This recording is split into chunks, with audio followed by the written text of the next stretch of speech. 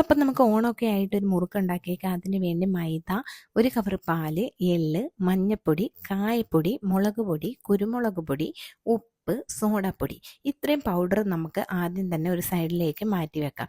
അതിനുശേഷം നമ്മൾ ഒരു നൈസ് വൈറ്റ് തുണി അല്ലെങ്കിൽ തോർത്ത്, ഇത് രണ്ടിൽ എന്തായാലും നമുക്ക് പെട്ടെന്ന് ആവി കയറി കിട്ടും.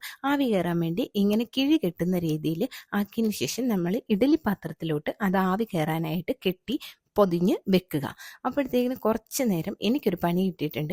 ഇങ്ങനെയാണ് ഞാൻ മല്ലിയിലയും ഇങ്ങനെ ഇലകൾ കൊണ്ടുവന്നു കഴിഞ്ഞാൽ അതിനെ സേഫായിട്ട് ഫ്രിഡ്ജിൽ വെക്കുന്നത് ഡബ്ബയിലിട്ടായിരിക്കും. കഴുകരുത്, കഴുകി കഴിഞ്ഞാൽ അത് ഫുള്ള് അഴുകിപ്പോവും. നിങ്ങളെങ്ങനെ ഇതിനെ സേഫായിട്ട് വെക്കുന്നതെന്ന് ഒന്ന് കമൻറ്റ് ചെയ്യണേ. അപ്പോഴത്തേക്കിനും നമ്മുടെ ആവി കയറിയ മൈദ ഇതേ രീതിയിലാവണം. അപ്പോഴത്തേക്കിനും നമ്മൾ അതിനെ എടുത്ത് ഒരു വേറെ പാത്രത്തിലോട്ട് മാറ്റുക. അങ്ങനെ ഇങ്ങനൊരു ബോൾ പോലെ കിട്ടുന്നതായിരിക്കും. അതിനെ നല്ലപോലെ തല്ലി പൊട്ടിച്ച് എടുക്കാനുള്ള ശ്രമത്തിലാണ് ഈ നടത്തിക്കൊണ്ട് ഇരിക്കുന്നത്. എന്നാലും ഫുള്ളൊന്നും അലിയത്തില്ല, കുറേ നമ്മൾ കൈ കൊണ്ടാക്കേണ്ടേയും വരും. അതിനുശേഷം എള്ള്, മഞ്ഞൾപ്പൊടി, സോഡാപ്പൊടി, കായപ്പൊടി, പിന്നെ മുളക് പൊടി, കുരുമുളക് പൊടി, നമ്മളെടുത്ത പൗഡേഴ്സ് എല്ലാം ഇതിനെ നന്നായി മിക്സപ്പ് ചെയ്യുക. വീണ്ടും കൈ കൊണ്ട് നന്നായി ഇളക്കി അതിനെ തട്ടിപ്പൊട്ടിച്ച് ഇടുക. ഇങ്ങനെ പൊട്ടി പോയിട്ടില്ലെങ്കിൽ നമ്മൾ അരിപ്പ എടുത്തതിന് ശേഷം ഒരു പേപ്പർ വിരിച്ച് ആ അരിപ്പയ്ക്കകത്തോട്ട് ഈ പൗഡർ തട്ടിയിട്ടതിന് ശേഷം നന്നായി ഒന്ന് അരിച്ചെടുക്കുക.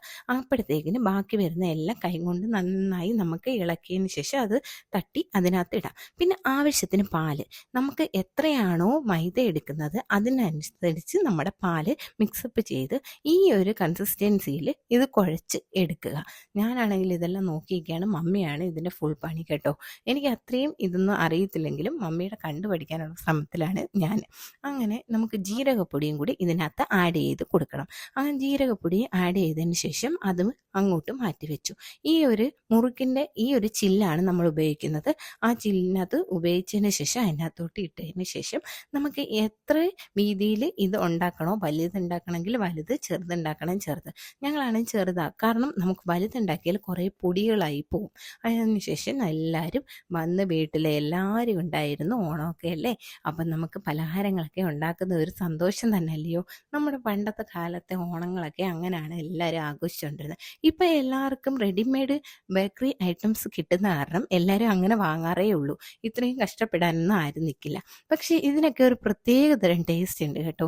നല്ല ബിസ്ക്കറ്റിൻ്റെ ഒരു ടേസ്റ്റ് ആയിരുന്നു ഈ നമ്മുടെ മുറുക്കിന്. അങ്ങനെ അത് നന്നായി എല്ലാം ഇട്ടതിന് ശേഷം അവസാനം അതിനെ ഫ്രൈ ചെയ്ത് നമ്മൾ മാറ്റുകയാണ്. ഈ ഒരു കളറിലാണ് ഫ്രൈ ചെയ്ത് മാറ്റുന്നത്. അങ്ങനെ നമ്മുടെ മുറുക്ക് റെഡി ആയിട്ടുണ്ട്. എല്ലാവർക്കും ടേസ്റ്റ് ചെയ്യാനായിട്ട് കൊടുത്തു. ഇത് നിങ്ങൾ ഒന്ന് ട്രൈ ചെയ്ത് നോക്കിയിട്ട് കമൻറ്റ് ചെയ്യുക. അപ്പം അടുത്ത വീഡിയോയിൽ കാണുന്നവരെ ഓക്കെ, ബൈ.